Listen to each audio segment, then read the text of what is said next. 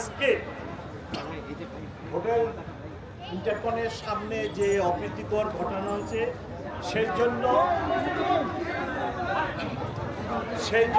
আমি এই ঢাকা মেট্রোপলিটন পুলিশের পুলিশ কমিশনার হিসেবে অত্যন্ত দুঃখিত এবং দুঃখ প্রকাশ করছি।